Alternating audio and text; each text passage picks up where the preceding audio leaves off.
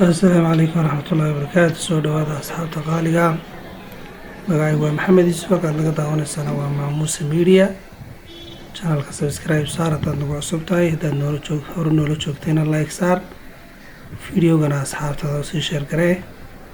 maanta muuqaal qurux badan ayaan kasoo duubay suuqa Harwanaag ee magaalada Hargeysa.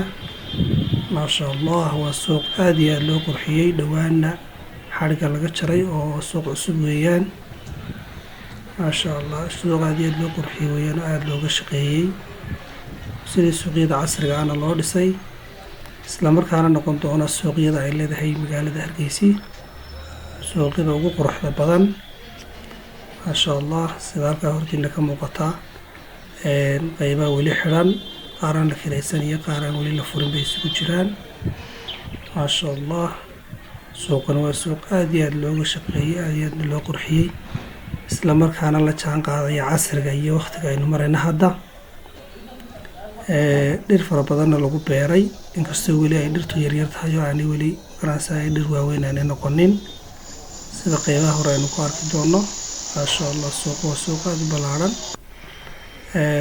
isla markaana dhirtaasaa lagu beeray weli, laakiin dhirtu may noqonin dhir waaweyn may noqon.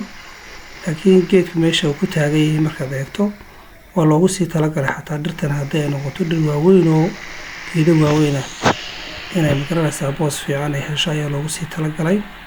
meel fiican oo ka bixi karo inay noqotaa loogu sii talagalay. qaybahan waa qaybaha suuqa furan. maasha Allah wadarkaysaan quruxdiisa iyo sida loo habeeyey aad iyo aad baa loo qurxiyey, aad baa loogu farayaraystay suuqan. qaybaha qaarkood waa la nadiifinayaa weli muuqaalka maanaa soo samaynin. maasha Allah wadarkaysaan ilaa shirkadii dhistay sida u qurxisay. asxaabi aad baad mahadsantihiin, channelka meel fiican gaarsiiya, fiidiyo badan oo qurux badan baan soo wadnaa insha Allah.